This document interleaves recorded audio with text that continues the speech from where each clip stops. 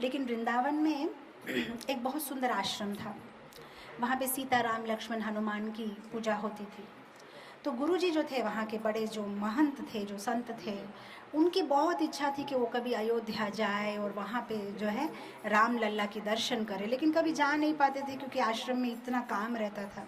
तो उन्होंने एक बार उनके शिष्य को बोला कि भैया तुम आश्रम का टेक केयर करो और मैं गया अयोध्या भगवान का दर्शन करने के लिए।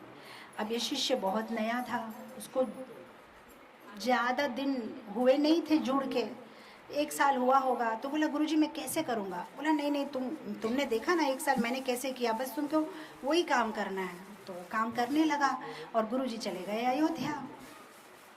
और ये शिष्य धीरे धीरे काम शुरू किया आश्रम का, लेकिन आश्रम में मैन पावर कम था, तो प्रचार में भी उसको जाना पड़ता था, खाना भी उसे बनाना पड़ता था, मार्केटिंग भी उसे करना पड़ता था, सारे फाइनेंसेस भी उसे मैनेज करना पड़ता था। तो वो इतना भोला और गुरु के इंस्ट्रक्शंस के ऊपर में उसका इतना श्रद्धा था कि गुरु ने जब बोला है मुझे करना ही है और उसके लिए मैं किसी की भी हेल्प लूँगा।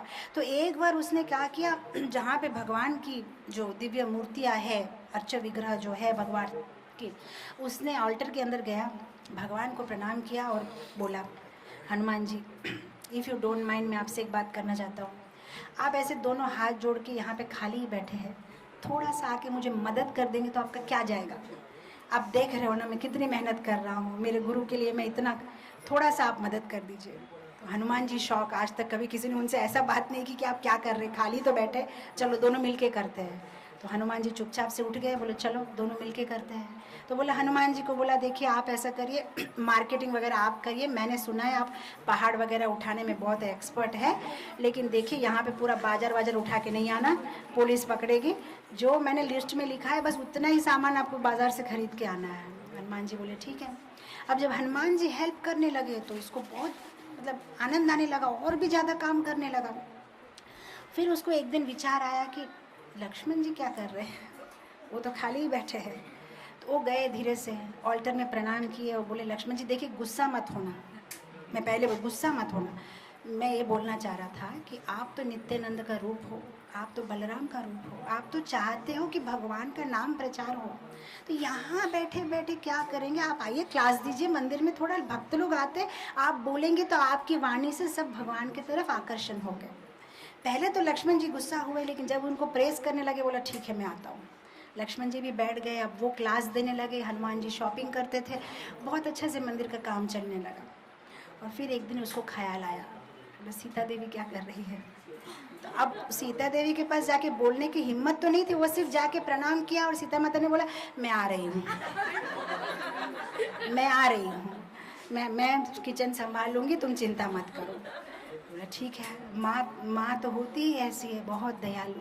तो सीता माता किचन में सेवा करने लगी। अब जब सीता माता प्रसाद बनाने लगी तो ये तो इतना टेस्टी प्रसाद बन रहा है, आने वाले भक्त लोग भी बोल रहे और प्रसाद चाहिए और प्रसाद चाहिए। उस बहाने मंदिर में क्राउड बढ़ गया, प्रसाद भी अच्छा, क्लास भी अच्छा, लक्ष्मण जी क्लास दे रहे तो क्लास भी अच्छा है, तो बहुत आनंद हो गया।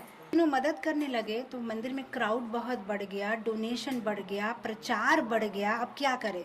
तो अब इस बार जब ऑल्टर में गए और राम जी को प्रणाम किए और बोलिए देखिए मैं आपको काम नहीं बोलना चाहता क्योंकि आप हमारे पूजनीय हैं, ये सारी सेवा आपके लिए ही हो रही है, लेकिन मुझे ऐसे ही दया आता है कि सीता जी नहीं है, लक्ष्मण जी नहीं, आपको बोर नहीं होता होगा ऐसा अकेले अकेले, तो इसीलिए मैं सोचता हूँ कि आपका टाइम पास करने के लिए अगर हो सके तो, क्योंकि आप अयोध्या के राजा थे, थोड़ा अकाउंट्स देख लीजिए मंदिर का, बस और कुछ नहीं चाहिए। मैं थोड़ा यहाँ पे बुक्स रख के जाता हूँ, थोड़ा अकाउंट्स वगैरह आप देख लीजिए।